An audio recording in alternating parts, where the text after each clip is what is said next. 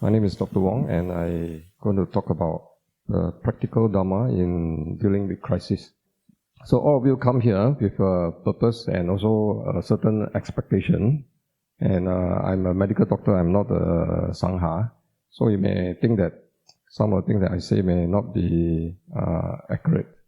But I hope that the information that I share with you will be practical for you.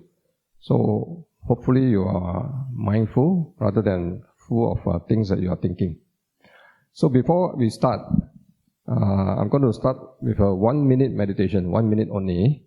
So some of you have experience and some of you have no experience. Later, I'm going to tell you what is the appropriate way to meditate in the Buddhist way.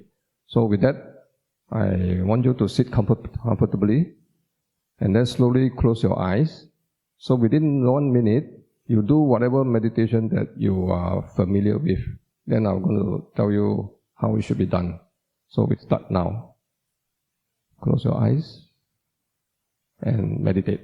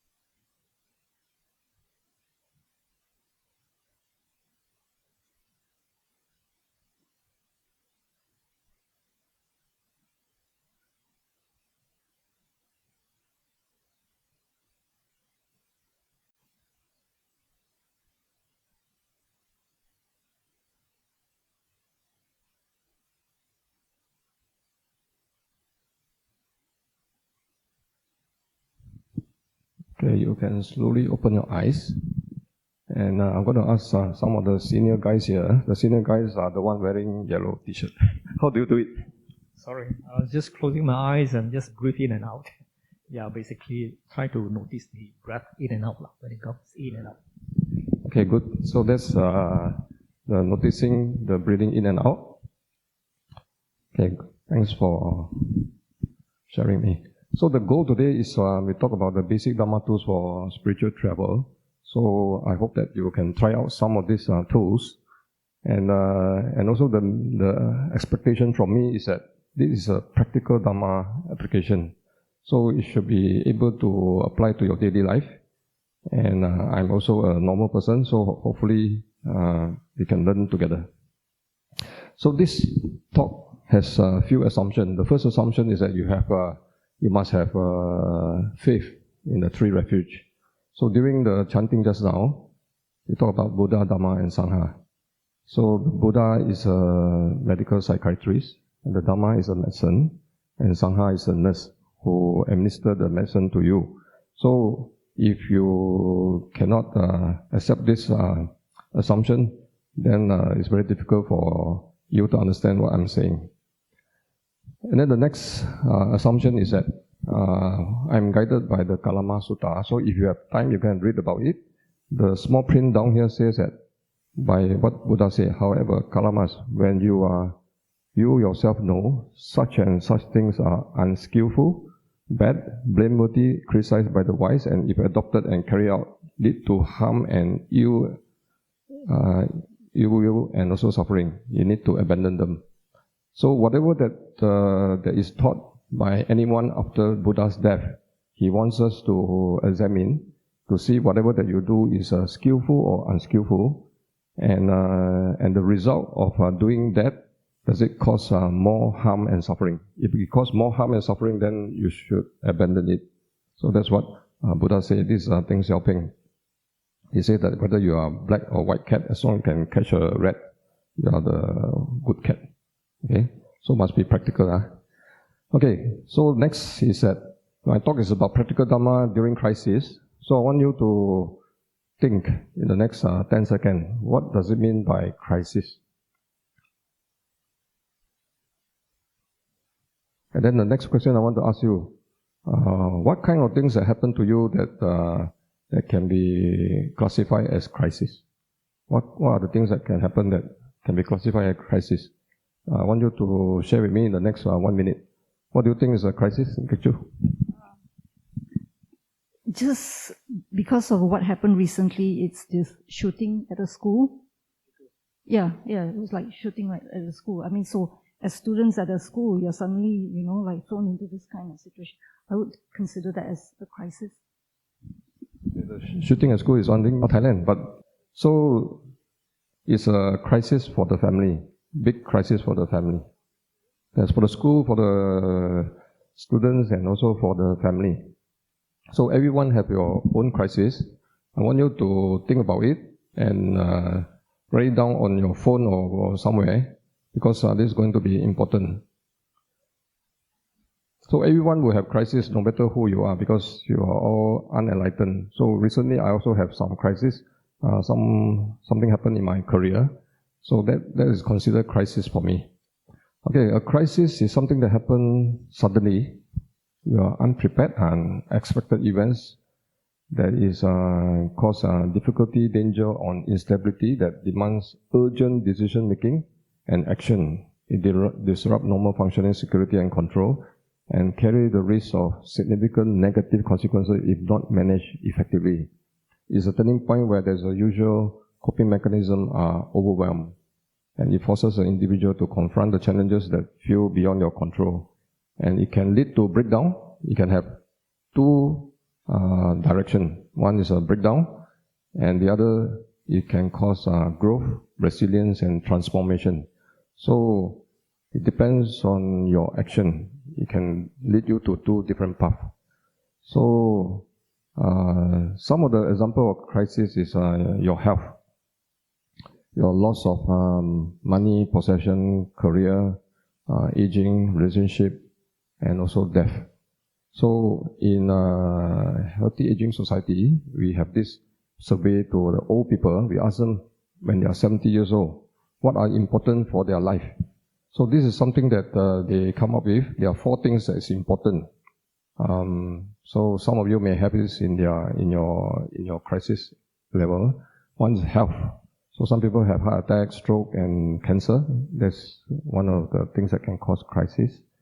Loss of money, loss of career, social interaction. So you have argument with your friends or family. It can be something serious for you. And time, loss of time. So recently I have a dinner with one of the public listed company CEO. So he said, for him, he can buy time. So all of us think that time is same for everybody, but for him, he can buy time. So how can he buy time? What do you think?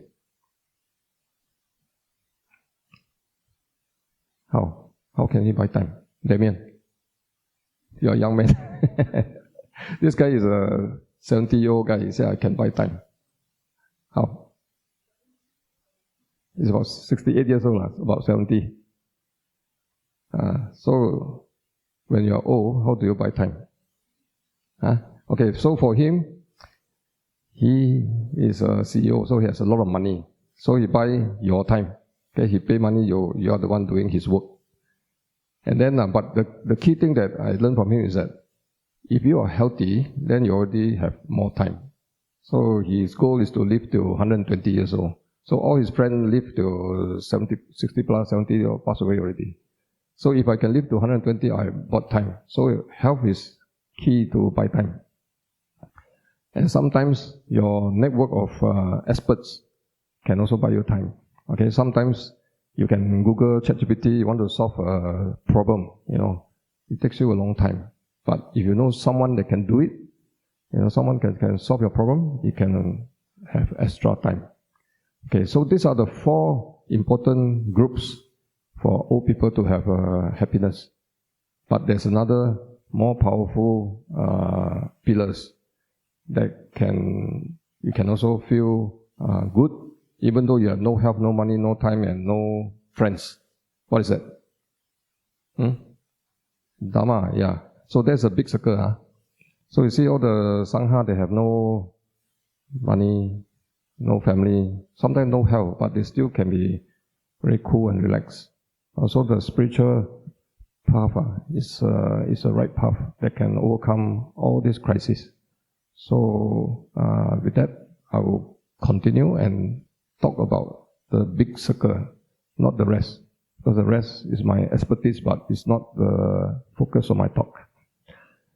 So all these things for a normal person like us, sometimes you have young people like Damien have good health, but not enough money, not enough time. So some people, they have a lot of health and money, so they work, but they have no time. So the key in our Chinese culture in Feng Shui is the yin and yang must be balanced.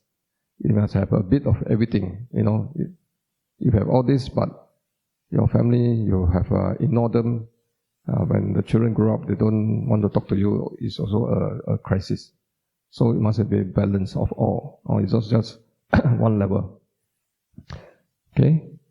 So today, my focus on practical Dhamma, I want to know your expectation. What do you want to learn? So that you have a direction of where this talk is going to be.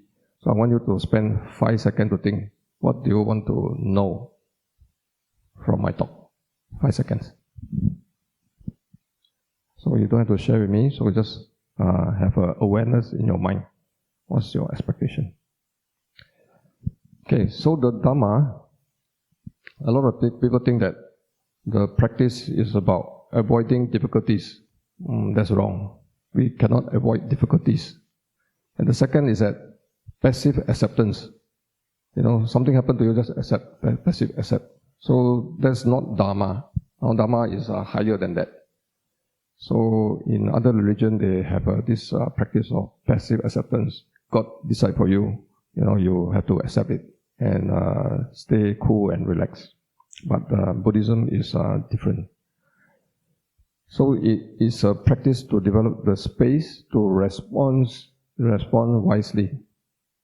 Through mindfulness, we cultivate equanimity, resilience, compassion, and wisdom in going through all these crises. Okay, so it's not to avoid difficulties, and it's not just passive acceptance.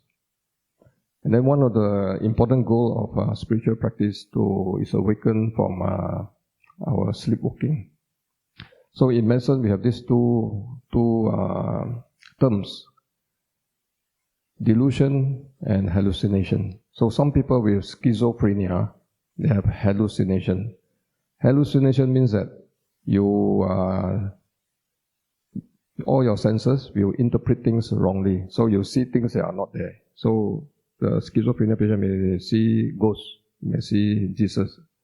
They may hear Jesus talking to them or Buddha talking to them. They may feel that ants are crawling to them, but actually there's nothing. So that's called hallucination, the distortion of our senses. Delusion is a concept. It's a distortion of our thoughts. So what it means is that, so this is a distortion of our senses, this is distortion of our thoughts. So they think that they are Anwar Ibrahim, you know, they think they are Rosma, or they think that they are Beyonce, you know, they think they are Taylor Swift. Okay, these are distortion of thoughts.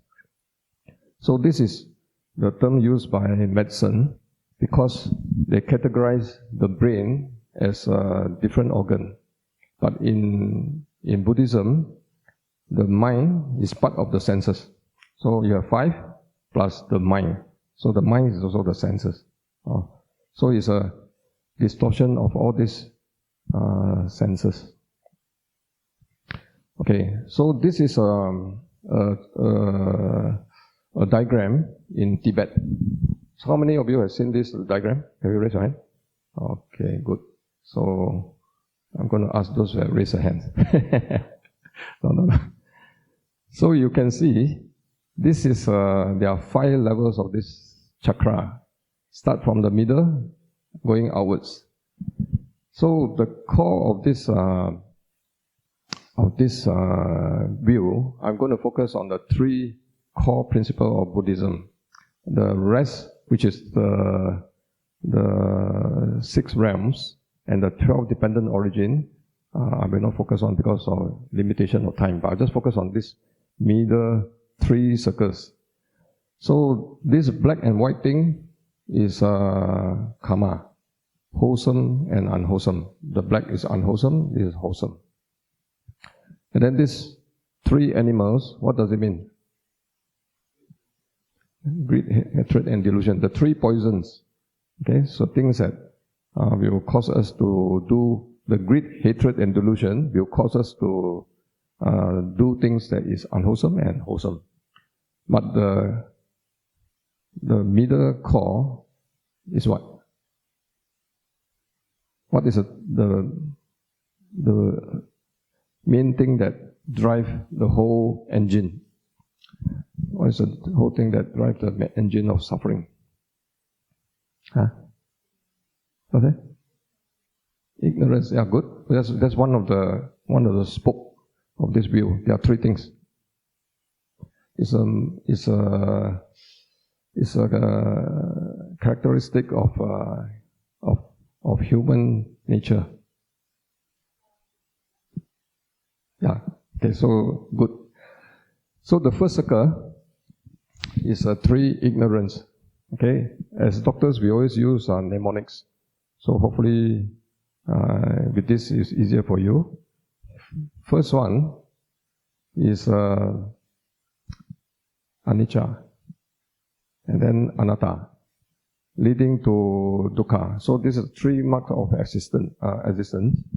So all things that happen to you or to things around you are impermanent and no self and lead to suffering.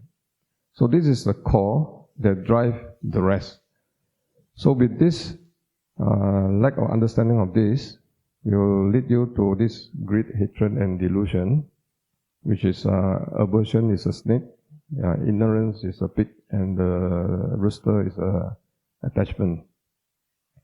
So this will drive this. So what is the ignorance here? You know what is aversion, right? You don't like these certain things. Attachment, you know, you like to eat cakes and all that. What is the ignorance in this context? Ignorance of what? Ignorance of the 3 characteristics. So they are not aware that anicca, dukkha, and anatta. So that's the relevance. The ignorance of anicca, dukkha, anatta. So for this greed, hatred, and delusion, from the practical sense, we have the antidote. So the greed, use generosity, you give, dana. And then the hatred, we use compassion, is so the 4 Brahma Vihara. A lot of our issue with other human can be solved by compassion.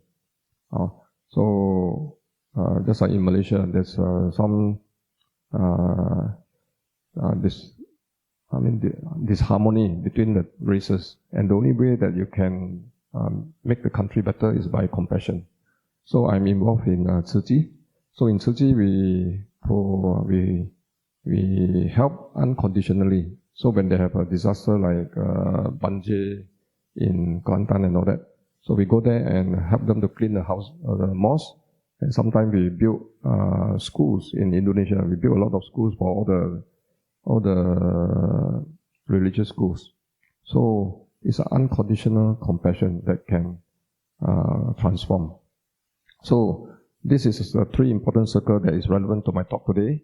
Your lack of understanding of the ATA lead you to have this 3 poison, and this 3 poison cause you to take action that is wholesome and unwholesome. Okay, so this is a theory. So we don't want to talk about practical later. So the 3 core, which is an important concept. First one is suffering. So the suffering you can read on your own. It's caused by, the Four Noble Truths explain the suffering. So there's the cause of the suffering is attachment, and there's a solution to it, and also the path to the end of suffering. So actually Buddha is very meticulous, and 2,500 years ago he is so precise, it's just like a lecturer. So you can see that the wisdom at that time.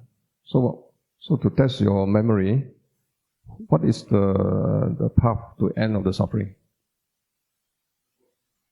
Noble Eightfold Path. Yeah, thank you. Good. You are the senior people. So the solution is the Noble Eightfold Path. Okay, these are the theory. Later we're going to do some practical. Okay, so suffering. So suffering is caused by two misunderstandings. The two misunderstandings is the other two part of the core, which is impermanence and also non-self. So we always think that things are already permanent, that's why we suffer.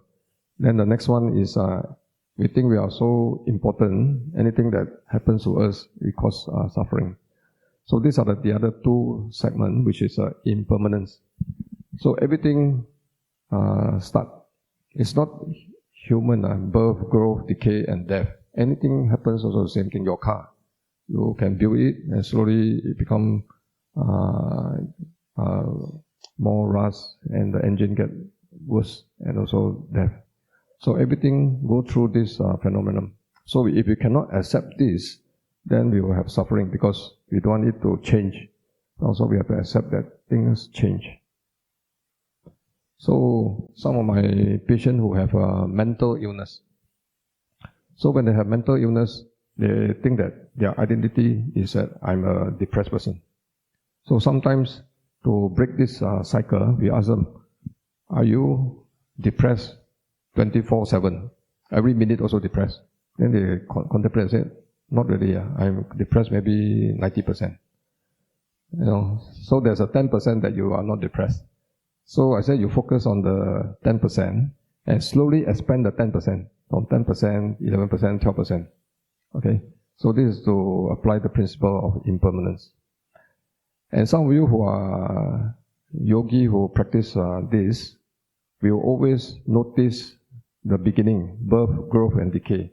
But you never focus on the disappearance of the impermanence. So, for example, let's say you have pain from certain things like cancer or appendicitis. You keep focusing, pain. But suddenly the pain getting less and gone. You don't notice that part, So you must pay attention to the whole process. So the reason for paying attention to the whole process, for you to have this experiential awareness of this principle of impermanence. So the nature of most human beings is that suffer, you pay a lot of attention, a lot of pain. But when it's gone, you forget about it. So sometimes my patient, they come in with chest pain, then I give them some medicine. They come in, when they come in, they are suffering, but after they came to visit me, they look like normal. I said, do you notice that your pain is gone? They said, no, I forgot that I have pain. So most people will forget about the suffering, they only think about the good part. They forget about the disappearance of the suffering. They only focus on the suffering, So some people say, the husband is such a nasty guy, nasty. They didn't focus on the good thing that he has done. So vice versa between the different spouses. So that's the impermanence. Okay. So a lot of people who has an identity. The identity is that I'm an angry person. I'm a useless person. I'm a dumb guy, So in Buddhism, we change the wordings. Okay. So something similar to NLP. NLP use language to influence ourselves. So when you say, I'm angry, that's wrong in Buddhism. Okay? So how should we say it instead of I'm angry? The yellow t-shirt want to answer. Now the white t-shirt one. Yeah, young man. How should we say to ourselves instead of saying I'm angry? Yes, you. Oh, good. You're so very good. Anger is present. anger is occurring or anger is arising. Yes. So you don't identify with the anger. So anger is present, occurring, is the best, and anger is arising. Wow, very good, huh? You have read my slide. Okay, so just now I talked about the cycle of impermanence. So you talk about arising. So you focus on the arising, but you must also focus on the changes, the intensity of the anger, the waning of the anger, and the disappearance of the anger. So a lot of people focus on the beginning, not the disappearance. So you have to pay attention to it. And then the next question to ask yourself, let's say you have anger. Did I ask the anger to arise? Can I ask the anger? So the first question, I said, are you angry all the time? Are you the anger? I asked her from 1 to 10. How angry are you? He said, 9. I said, are you always 9 all the time? He said, no. Sometimes become 1, 2. I have this background anger, that I cannot remove. And then, can I prevent it from changing? So you have to ask yourself. So the wisdom is our goal in our spiritual path. So the big circle, this anger occurs according to condition. It is not entirely under my control. Okay? So, next question is, some of you later at 12 o'clock you feel hungry. Okay? So the hunger comes from where? So if there's no food, some of you may not feel hungry. But sometimes when you see the food that's very nice, the hunger arises. Okay, so the hunger didn't come from you. It comes from your eye looking at the food. But another group of people, without seeing the food, they also feel hungry. So this comes from our mind. Okay, so as I said, the 6 senses is our mind. Our mind will create things. Hey, time to feel hungry. So this is the principle of conditioning. Things happen because our senses receive some data, and then you have the result. So it is conditioned by what you see, or not what you see, what you hear, all the senses and what you smell. Okay, so this is the last one. So suffering is caused by these 2 things, which is lack of understanding of impermanence and also too much of non-self. So what is non-self? This is most difficult concept for me to understand. So in the past, everything else is easy to understand. Suffering, understand, right? Suffer. Impermanence also, you understand, things change. You can observe things are changing. But non-self, I'm not myself. It's a bit different. It's very difficult. I'm Dr. Wong. I have my identity. I have my position in my society. I have my job. That's me. What is non-self? So this is a not easy question. But recently, one of my friend, a Dhamma friend, has explained to me, and I think I understand, but I'm not like that. So it's a theory of it, and I hope that you can learn something from this theory. It's not the practical part. So this non-self is not the philosophical statement that I do not exist, but it's an observation of how our body and mind function. So in the Satipaṭṭhāna approach, we observe experience and discover that they are not permanent, conditioned, based on something that happened that led you to there, and not completely under our control. Okay, this is the theoretical part. So in the spiritual Dhamma, in the Buddhist world, we have 2 kinds of truth. So the 2 kinds of truth is called conventional truth and the ultimate truth.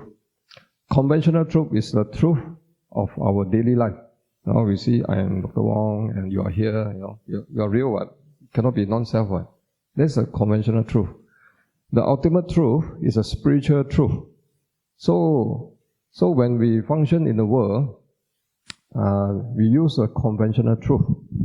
So if you go out and talk to your non-Buddhist friend, you say, I'm not I'm not self. You say you're a psycho.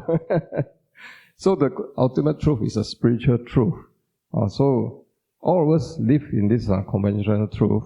It's like a parallel universe of that, but it's in our mind. The person exists conventionally, means that you have a name, your identity and your value, your concept and your philosophy.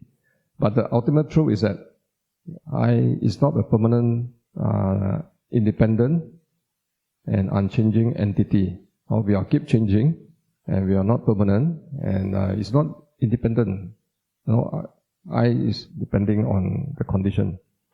We are conditioned by what? By our senses, our feeling. We feel pleasant, unpleasant, our perception. We see that this is a cushion. This is an old man, this is an old lady. This is a guy with a yellow t-shirt. And then your thoughts, your past memories, and your conditioning, and finally our consciousness. So all this are impermanent and keep changing. So to progress in our spiritual path, we practice on this, increase awareness of it, so that we don't get attached to ourselves.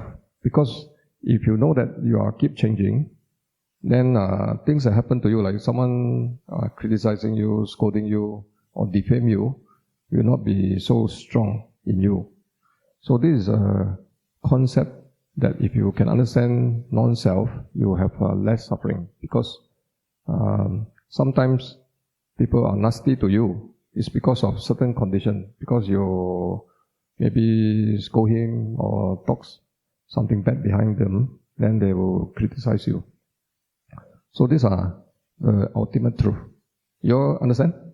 Is it simple enough? Can I? So enlightened or not? So what arises due to condition also changes due to condition. Okay? So all this is based on condition. It's like you feel pain. This pain is caused by some inflammation, appendix. And this is also will keep changing. The condition will change. So it's all interrelated. So in quantum physics, they have this thing called the quantum entanglement. I think 1 or 2 years ago, I came here to talk about some Dhamma. And the quantum entanglement means that all the atoms are all interrelated. If you are suffering, I also feel suffer. So it's all, Buddha has understand that they are all interrelated. And what is changing cannot be permanently possessed as me or mine in the ultimate sense, not the conventional truth. Because it keeps changing, but there's no real self. So this is the theory. So you have to meditate and understand this by the practice of Dhamma. Okay, so this is the concept that I said earlier. I am useless. So it become, a lot of people will keep feeding them. Their parents, their teachers say, you're a useless guy, you're a useless guy, you're a stupid guy. So, just now you have mentioned, I'm angry. Anger is present. So this is your practice. Okay, so if you forget everything today, pay attention to this. So you say, your anger arising. Anger is present. Not I'm angry. You don't identify with you yourself. Okay? This is the practical part of this Dhamma. I'm unhappy. So unpleasant feeling is present. Craving is present. A painful thought is present. Okay? Instead of I am.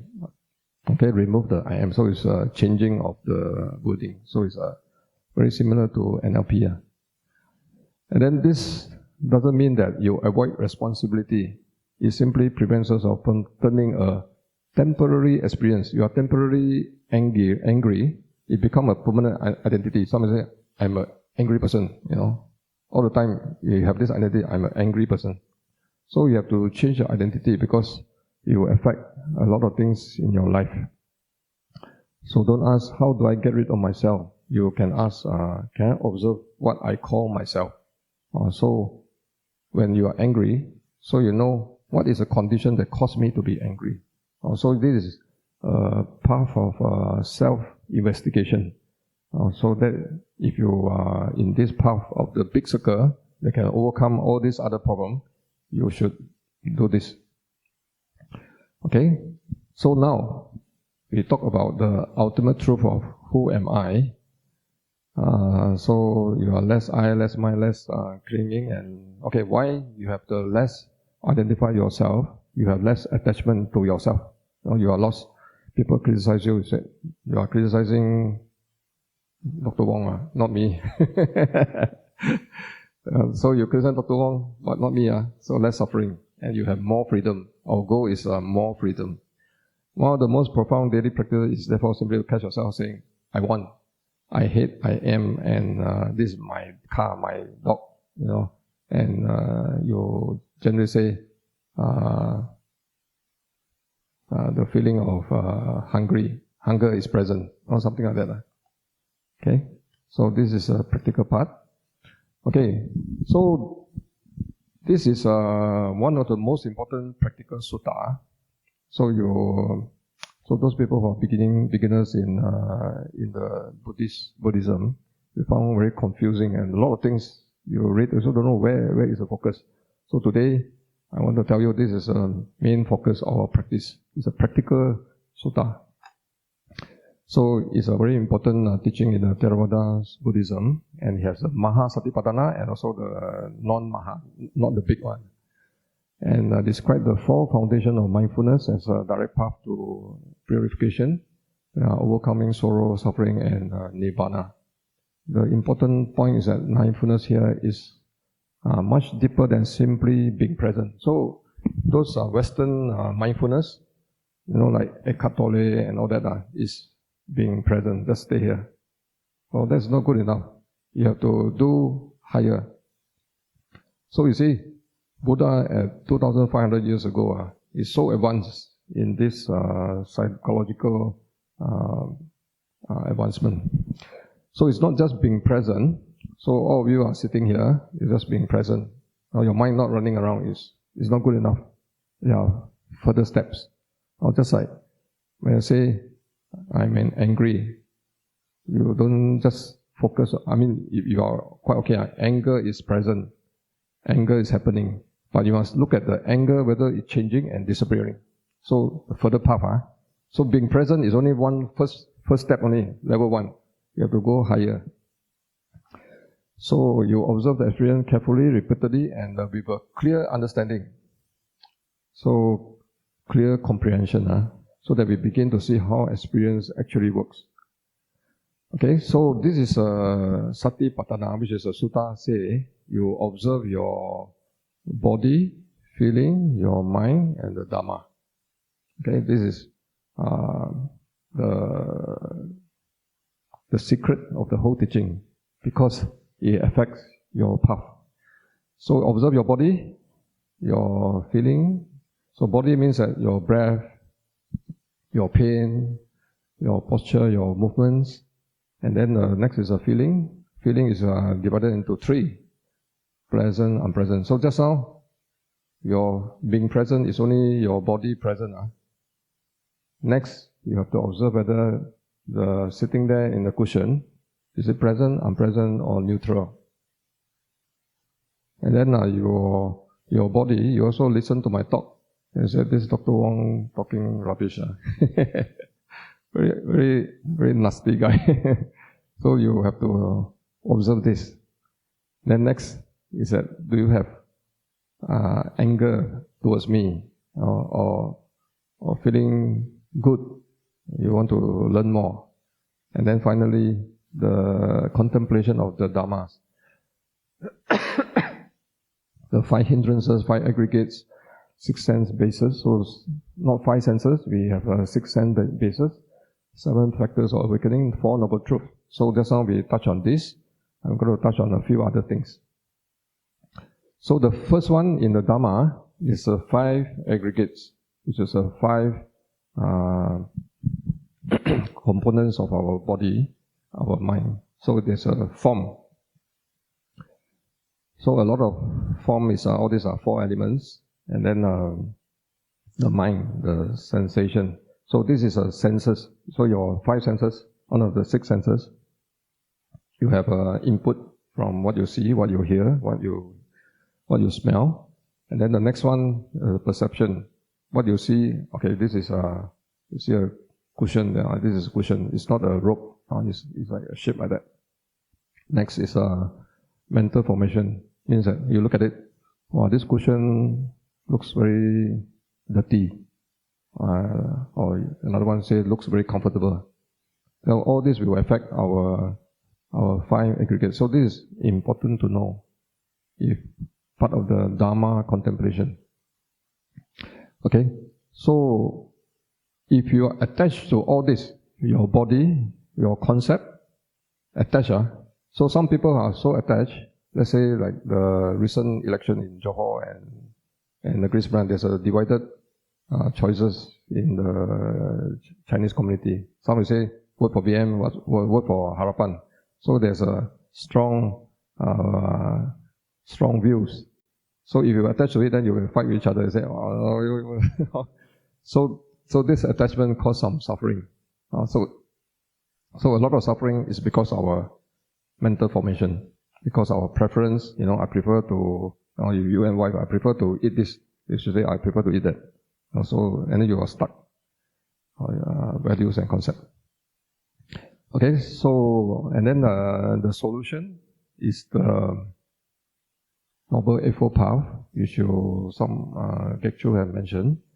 So what is this? This is ethics and meditation and also wisdom. So this is, you can read on your own, but I want you to focus on this. If others are not nice to you, what can you do? Because a lot of suffering come from interaction with other people. Apart from the health or the money part, the social interaction also a big part in most people's suffering. Our relationship with their family, their children, their neighborhood, their community, their workplace. This is a very practical way to overcome suffering of human interaction. So what can you do? So the Noble Eightfold Path come with this. First, like in medicine, everything can be prevented. You must prevent this kind of suffering. Means that you have a right livelihood, you follow the 5 precepts. You don't lie, you don't steal, you don't commit adultery. Then you will prevent it from yourself from more suffering. So this is a Noble Eightfold Path, the Sila part, right livelihood. So if your work is to create bombs to bomb Iran, then suffering for you. And then right speech, so talking the right thing and also right action. And then the next one is thought with wisdom. You use right view. So this is what we have been talking about. People criticize you because of the condition. The right intention, aware of thoughts, emotion, and the mindfulness. So this is a Noble Eightfold Path. And so the wisdom part is a middle segment. You need to know your view, your intention, then the ethics, then the effort, so that you can be on the spiritual path. So this is another one from the Buddha said that we must learn the 5 hindrances. So 5 hindrances, she mentioned it for meditation, but actually it can apply to anything that you do in life. So let's say you have to have a project or do something important. You may have aversion. You say, why I want to do this? Sometimes you have a distraction. Your phone is more important than what you need to do. So it attracts you to do something else that will reach to your goal. Next is restlessness. The project, maybe I cannot do it. I'm doubtful that what Buddha taught is real. And last is very lazy, sloth and torpor, very sleepy. So this applies to anything. So some young people who are studying, they have this aversion to study, the social media attract them, the games, and then they are restless. Oh, maybe I cannot finish. No matter what I do, also I cannot finish. Doubtful. Is there any point of studying all this? The last is very sleepy and lazy. So this is very practical. And anything that we do has these 5 hindrances. Okay, so just now we talked about the 6 senses. The object stimulates our eye, so it's conditioned by what you see, what you smell, what you hear, and the taste. And the mind is something that in Buddhism, actually the 5 senses is a gross sense. And Western sciences have found that there are more than 5 senses. There are maybe more than 50 to 100, I don't know how many.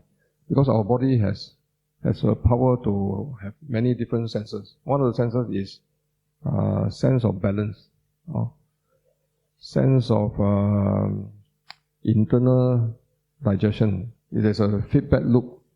So let's say you have not enough oxygen, your body will make you breathe more. So these are senses that is not gross, it's inside, automatic, that you can't really tell. But in Buddhism, they talk about the mind, the thoughts, the memory in the past, the ideas, your past regrets, and the future worries will affect your consciousness. So these are 6 senses. So it's not don't see, don't hear, don't think. The monkey is know what is happening when seeing, hearing, thinking. So it's not to just sit there, just empty your mind. It's not like that. You have to know what you're seeing, hearing, and thinking. Okay, so with that, I'm going to have this practice again, or practice of these 6 senses. So some of you just now, when you are doing the meditation, you just focus on your thinking and what you see. But now I want you to do the senses meditation. So this senses meditation is that, so we have all these different organs, right? So we start with the eye. So with your eye open, this meditation is with the eye open one. So with your eye, you look at wherever you want. You want to look at front, look at the Buddha, look at me, or whatever. Then you just look at it without judging. Don't say, wow, this is Dr. Wong. Looking at it, no judging, and also don't get attached to the image that you are seeing. Next, I move to your ear. Then you pay attention to ear, what you're hearing. You ignore what you see. Your eyes still open. You just pay attention to what you hear. Then you pay attention to your nose, what you smell. Next is your taste. Next, what you feel. And then lastly, with the eyes open, what are the thoughts that come to your mind? Okay, so I will give you the cue for each sense. Okay, so that will be around 2 minutes practice. Okay, so when you're ready, I want you to spend the next 20 seconds using your eyes to look at whatever that you look.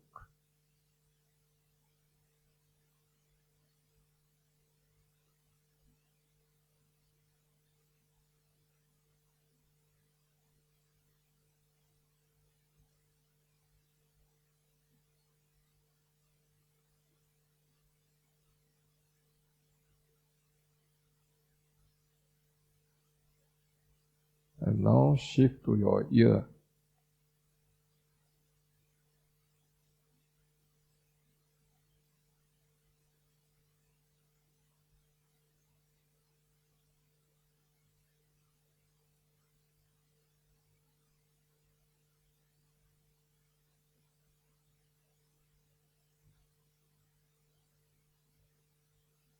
And now shift to your nose.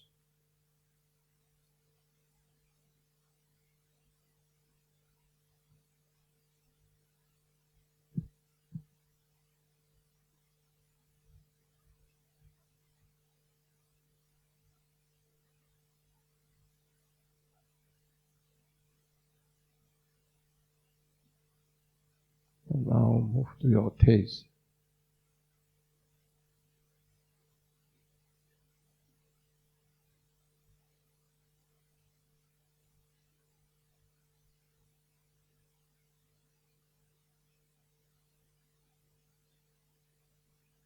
And the skin sensations.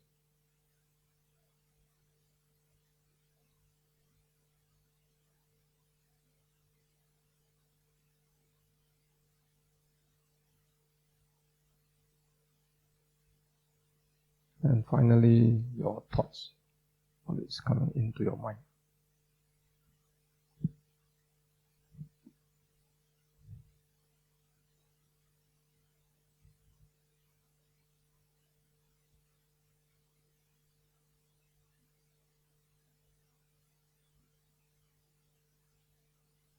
Okay, so you all come back to this room.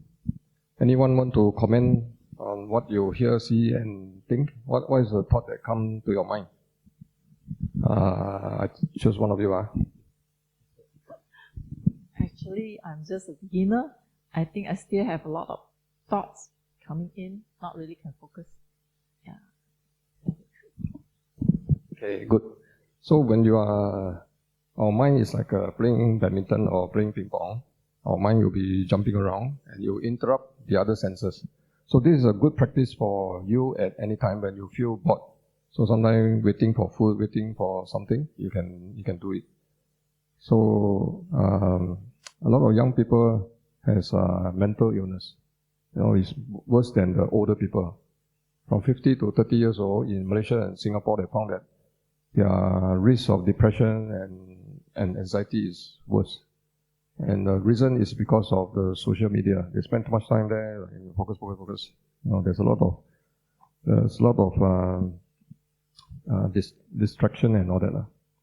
Okay, so if you have this kind of problem like procrastination, anxiety, depression, you do this. It's very good because you are not involved in it, and you can do it with your eyes open. So when you are in the meeting, then you just do that. Don't pay attention to what they say. So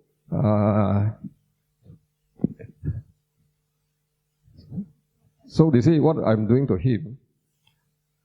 How do you feel, Raymond? But you are prepared. I told him that I'm going to throw this away. For those people who are around you, what do you see? I was a bit taken aback. I was like, you attacked him. Yeah, attack him, yes. Yeah, you attacked him. Okay, and then is it pleasant, unpleasant, or neutral?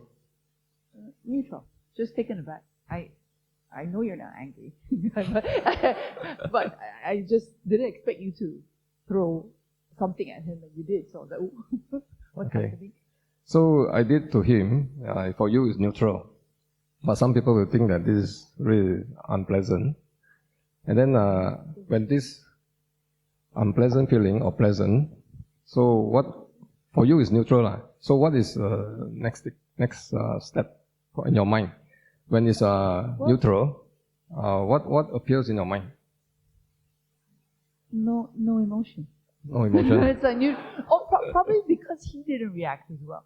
He didn't react. If he had gone like or he's still smiling. Yeah, you're not a good actor. I can see his face, and he was smiling. So I was like, hits him smiling. Okay. Yeah. Maybe for somebody behind who didn't see all that, they would have had a stronger reaction or emotion coming. Correct. Okay, so this is what is important. If you just focus on the senses itself, the Mara will come and attack you. So a lot of things that happen, it happens in our mind, but the action is the key to decide where you're going, which is a karma. So the action is our body, speech, and mind. So the body, let's say I do it to him, then he may come and attack me.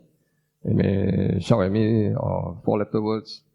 And then even if you don't do anything, let's say your boss do that to you, you just keep quiet. But your mind says, shit, this guy, So all these had the karma consequences. As I said, the three circles. The first one is the ignorance.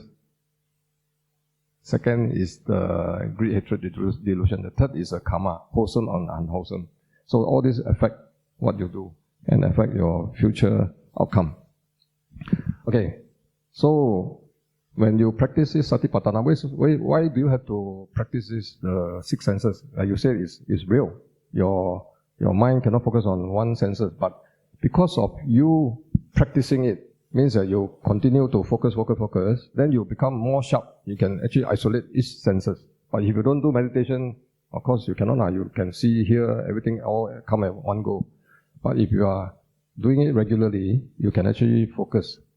So just now, what I did, I throw this to him, and your body will say, wow, so shocking. When I throw it also, I feel my heart also beating very fast, I don't know how you react. So your body, your heart beating very fast, your body is tense. So this is the Satipaṭṭhāna, body, feeling, mind, and the Dhamma wisdom. First is your body. You get shocked. And then, is it pleasant or unpleasant? So it's unpleasant. I throw it to you. Then you say, unpleasant, you have this aversion, very angry. Why you throw it to me?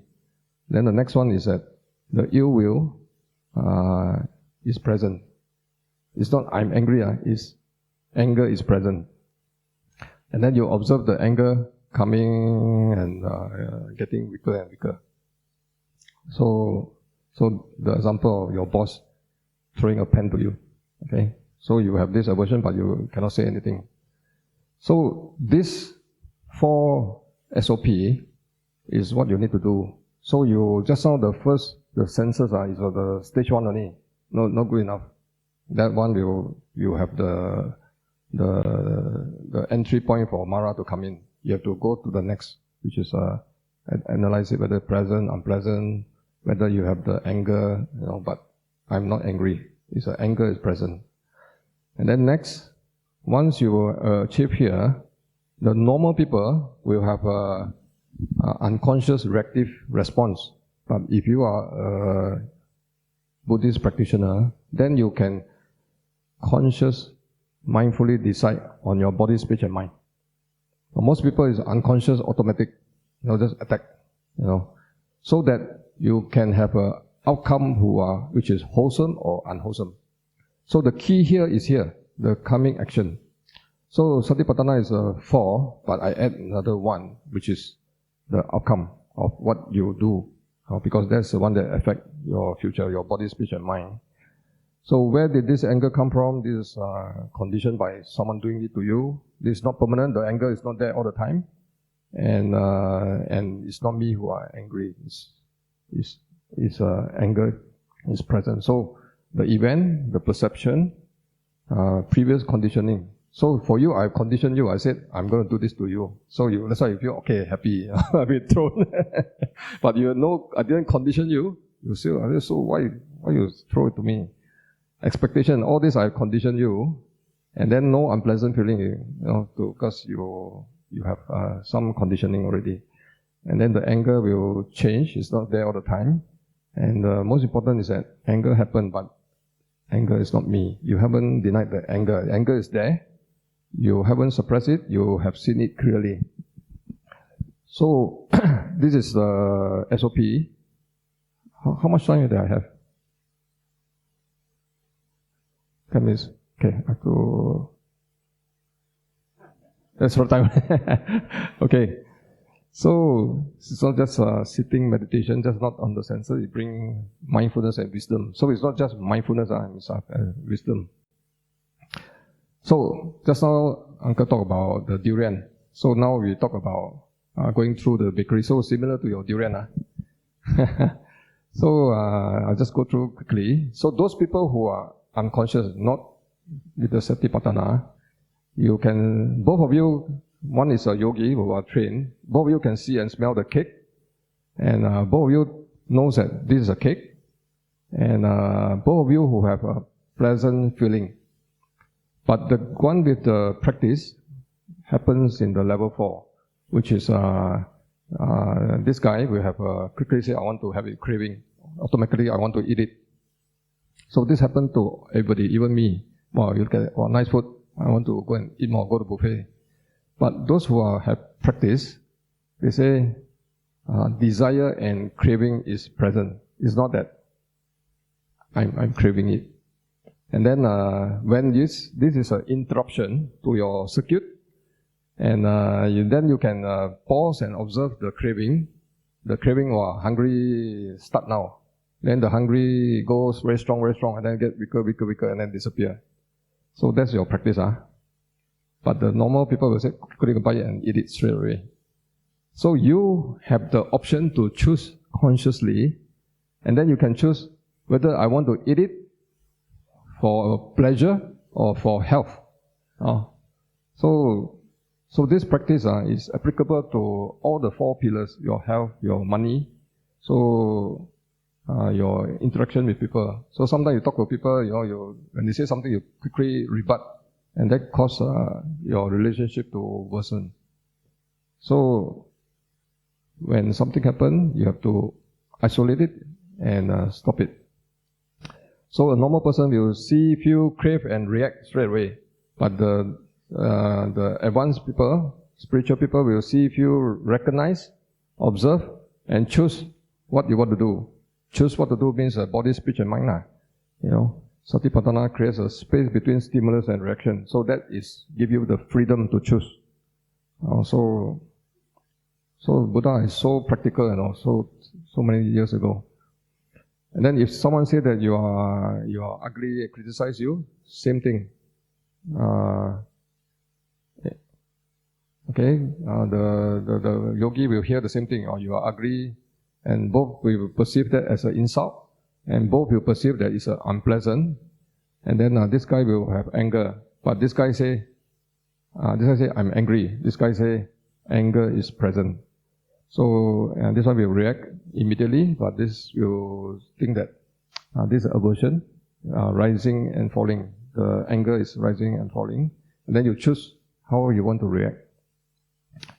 Okay, so this is a 3-minute mind and thought. I'll give you 1 minute because we have limited time. So of all the 6 senses, now we discard all the 5 senses. We just focus on the mind senses. Okay, so you do it with your eyes closed, and then see what are the thoughts that come into your mind. Okay, we start now. We close your eyes. Spend the next 1 minute. Observe your thought.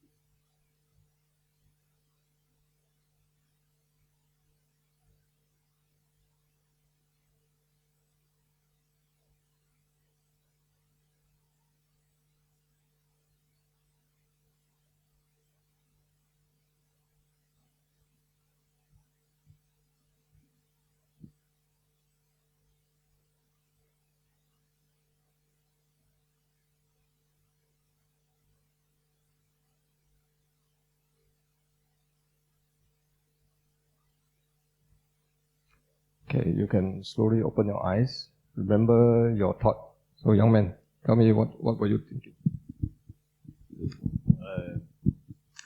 I know that I'm observing my thoughts. I think there's quick thoughts about work, quick thoughts about what I'm going to eat later. But it's more like aware, okay, this thought comes in, observe, and then it passes, and then it goes back to observe my thought, and then next might comes in, and then keep on going through these cycles. Okay, so these thoughts do you think that these thoughts come naturally? Is it under your control? No, it just come naturally, right? It's a random thing that just come to you, right? You cannot control it, and then is it there all the time? No, right? It's like come and go, come and go. So that's a principle of impermanence. And also because you cannot control, that is also part of non-self practice. And then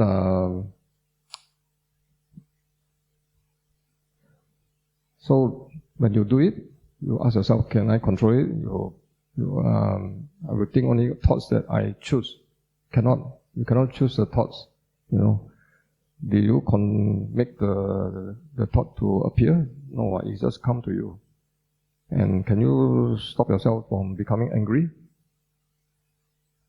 Sometimes cannot, because sometimes it's conditioned. Someone do it to you. It's not, I want to become angry. Someone go and puncture my tire. It's not that I want to become angry. It's someone do it to me. And if you are feeling sad, you said, you want to become a sad person? No. And you can become an old person. It's not under your control. And the pleasant, unpleasant feeling doesn't appear forever. You have the influence of your thought, but you cannot control it. So this is the sixth sense base. See, hear, smell, taste, touch, think. Recognize whether it's pleasant, unpleasant, and neutral. Okay, so always categorize it. And then notice whether it's make you crave for it. So I think most people will think of what to eat for lunch now. Aversion. And then don't automatically cling or react to it. See the nature of the suffering. Okay, maybe your thought is about someone doing something to you that's bad, and you continue to suffer. Impermanence is not there all the time, and it's not you. And respond with wisdom. So the thought rising randomly, it's not mine. Okay, this is repetition. So our thoughts are not permanent, not there all the time, conditioned by something that happened, and you cannot control where it goes. Starting, rising, decaying, and gone. So this one I have to rush through. Just like the Christian, they use Jesus as their role model. I want to follow what Jesus do. So as Buddhists, you want to know the goal. If I become spiritual enlightened, how do I feel and how do I look like? Okay. So this one, I asked one of the Ajahn, and the answer is what they have given me. So we need to know where we want to go. Maybe we don't want to be like Buddha, so equanimity, like no feeling of that. So we need to know what is the goal. You do this, what will happen to you? So a true sign of arahantship is that you have uninterrupted wisdom of human nature. You see these three things. Okay, so go all towards the basic, not so much of theory. Anicca, dukkha, anatta. So we have discussed about this. Complete freedom from the three poisons, the second level, which is a greed, hatred, and delusion. And unshakable equanimity and liberation from suffering. This is arahant. And then arahant qualities is eradicated all the mental defilements and liberation. So it destroys self-will. No doubt about the three refuges. So you have to trust that what Buddha and Dhamma and Sangha taught is real. If you have doubt, then cannot. No attachment to rituals. No attachment to the five, to the sensual desire. No ill will. All the greed, hatred, and delusion. So all these are part of the poison and the five hindrances, restlessness and ignorance. So Arahant had eliminated the three poisons and see the truth of anicca. So same concept all the time. So these two lead to the third wheel, which is a karma, wholesome and unwholesome. So the myth is that Arahant have no physical pains. It's wrong. They have physical pain, illness, hunger, and aging. Part of the body suffering they still have, but they do not experience mental suffering based on craving, aversion, or attachment. So Buddha, compared to ordinary people, are being struck by two arrows. First arrow is physical pain. Second is mental suffering. The Arahant only have the physical pain, but no mental suffering. He possesses profound equanimity, praise and blame. All these are people praise you, blame him, gain and loss, fame and disrepute, has no longer disturbed the mind. So it's not affected by all this label that the conventional truth gives them. He has no fear of death. Death is understood simply as the ending of the final life process. do Arahant have supernatural power? Not necessarily. Buddha taught that psychic powers and Arahant are different attainments. Some Arahant has this power, but the powers include all these are special things like flying, divine ear, but most Arahant has no such abilities. So if you see an Arahant, you say, hey, do you know what happened to me? Can predict future or predict the past? No, they have no such power. They only overcome their own mental defilements. Warn against using miracle as proof of spiritual attainments. So what is, this is very important, clear comprehension. This is the goal. You have a concept of clear comprehension where you can completely purify from delusion and self-view.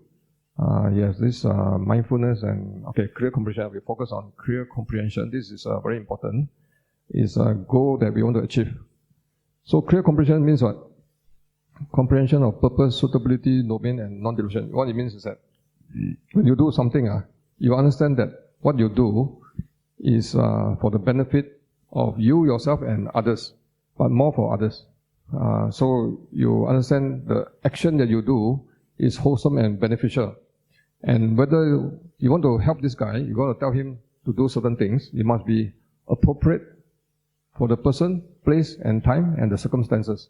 So this is clear comprehension. You do things with the outcome, the goal in mind, where you do things in the right way. Or sometimes the same words, but saying in the wrong time or wrong place can be harmful.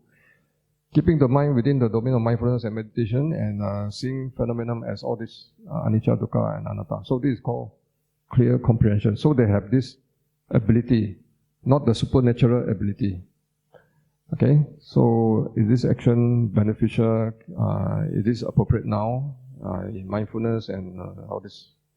Okay, so ordinary person, I think this is the same thing. We can skip that. Okay, so ordinary person, Arahant, anger does not arise because the root has been eradicated. No more anger. And he acts through wisdom and clear comprehension. Experiences an unpleasant feeling, but not mental suffering based on their attachment. See events as impersonal processes governed by causes and conditions. Okay, this is a difference between the two. So, are you ready? I think a lot of theory, but try to do it. So the meditation is a key to the path of spiritual. So now there's a lot of AI and robots. Do you think that robots are enlightened? They have no affliction, they have no greed, hatred, and delusion. It's all your boss asks you to do and just do. But they do not have the consciousness of the no suffering because they have no consciousness. But they have this, none of this, but they do not have this dukkha, anatta, and anicca. Okay, the final slides. Suffering is caused by these two. So you understand and accept this, you have less suffering. So these are the main core. So remind us that some are constantly changing, and non-self helps us to loosen our identification.